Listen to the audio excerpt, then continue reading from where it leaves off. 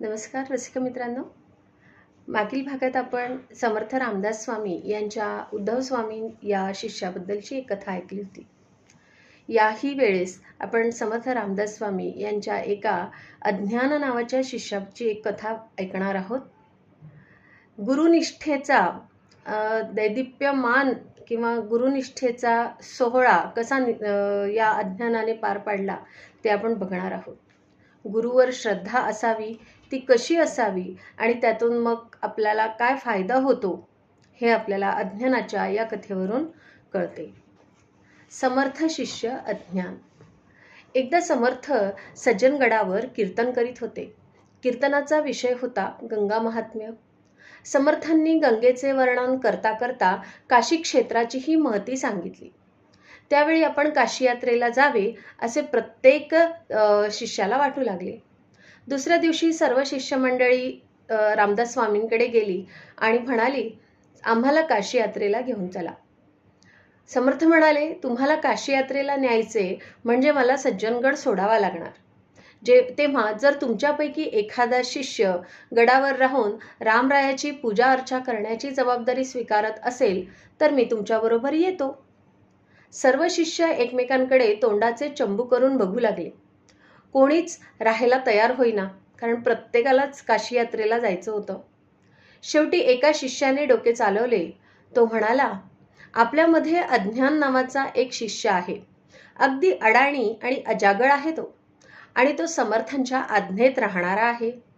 त्याला आपण विनंती करू, तो गडावर राहावयास कबूल होईल.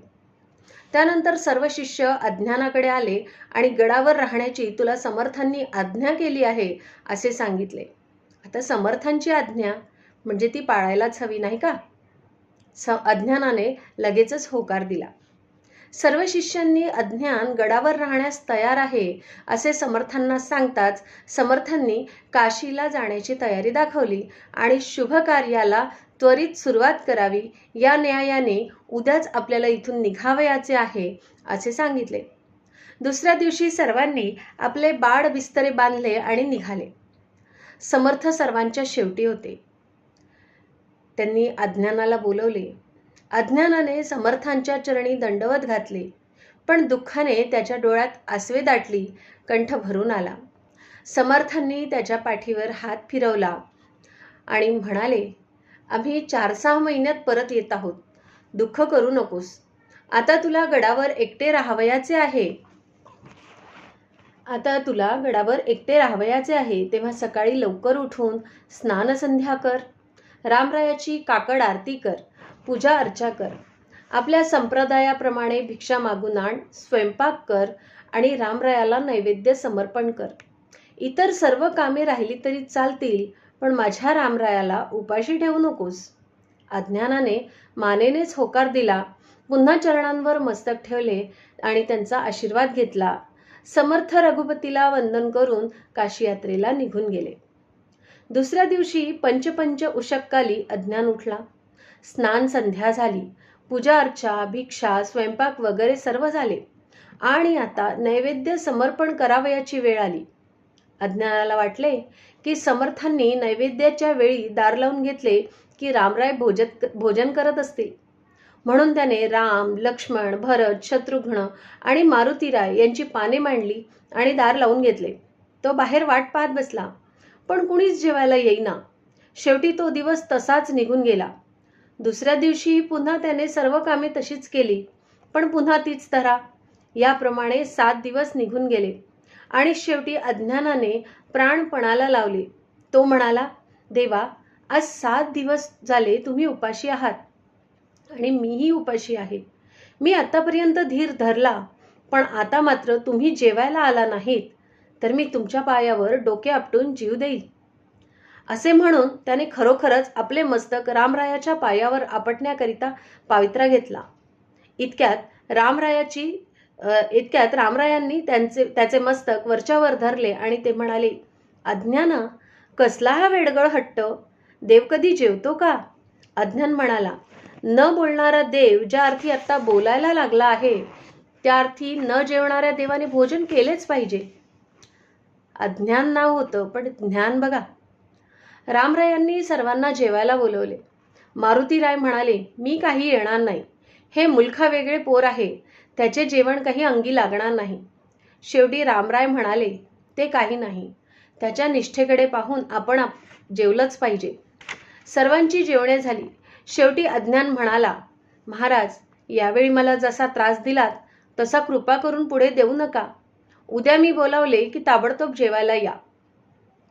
नंतर महिनाभर सर्वांची जेवणे अगदी बिनबोभाट झाली. नंतर एक दिवस बराच वेळ झाला तरी अज्ञान उठलाच नाही.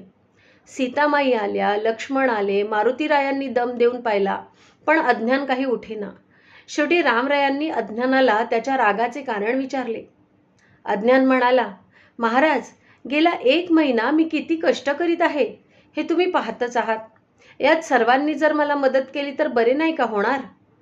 हे ऐकताच मारुतीरायांनी भुभुक्कार केला. रामचंद्र म्हणाले, बरं, मग आता तूच कुणी काय काय काम करायचे ते तरी सांग.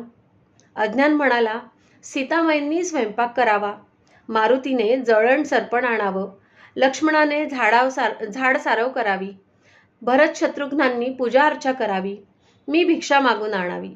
रामचंद्र म्हणाले, आणि मी? अज्ञान म्हणाला, मी तुम्हाला काही काम सांगणार नाही. तुम्ही माझे आराध्य दैवत आहात.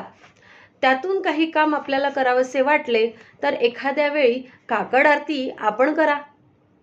सर्वजण कामाला लागले. हा क्रम जवळजवळ 6 महिने चालला.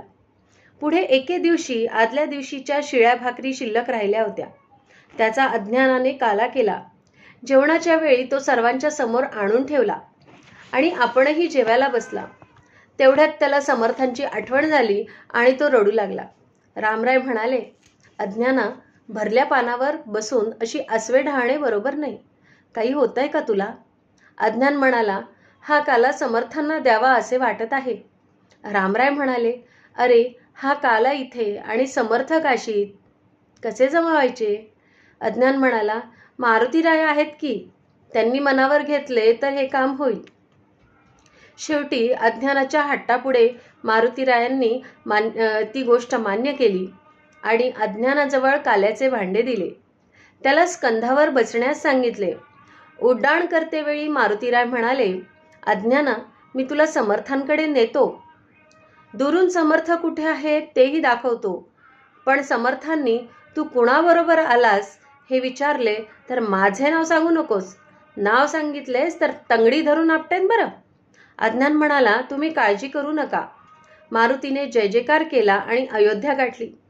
यावेळी समर्थ काशीहून अयोध्येला आले होते. शरयू तीरावर समर्थ स्नान करीत होते. तिथे मारुतीने अज्ञानाला सोडले. अज्ञानाला पाहताच सर्व शिष्य आजूबाजूला गोळा झाले.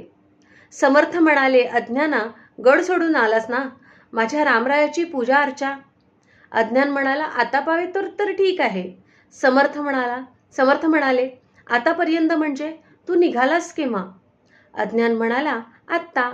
आणि आलास केव्हा? आत्ताच. अज्ञान म्हणाला, अरे पण आत्ताच निघालास, आत्ताच आलास म्हणजे काय? विमानाने आलास की काय? समर्थांनी विचारले. अज्ञान म्हणाला, होय. समर्थ म्हणाले, कुठे आहे तुझे विमान? अज्ञान म्हणाला, मला नाव सांगू नकोस म्हणून आज्ञा आहे, म्हणून मी खुणेने दाखवतो. असे म्हणून त्याने मारुतीरायांकडे बोट दाखवले. कुणालाही दिसू नये म्हणून मारुतीराय दडी मारून लपून बसले होते. समर्थ धावत मारुतीरायाजवळ आले. त्यांनी त्यांच्या पायावर मस्तक ठेवले. माझ्या दासाकरता आपल्याला खरोखर फार कष्ट पडले मारुतीराया, क्षमा करा त्याला. असे समर्थ म्हणताच मारुतीराय म्हणाले, आमचे कष्ट फार बरे, पण गडावर याने सर्वांनाच कामाला जुंपले आहे. तिकडे लवकर या आणि आम्हाला मोकळे करा. शेवटी समर्थांनी अज्ञानाचे सामर्थ्य सर्व शिष्यांना दाखवले आणि ते गडाकडे परतले. असा हा अज्ञान. नाव अज्ञान असले तरी ज्ञान मात्र भरपूर होते की गुरुवर श्रद्धा ठेवलीच पाहिजे. एकदा का गुरुने मनावर घेतले तर परमेश्वरही शिष्याच्या मदतीला धावून येतो. याचं हे मूर्तिमंत उदाहरण. श्रीराम जय राम जय जय राम. श्रीराम जय राम जय जय राम. जय जय रघुवीर समर्थ.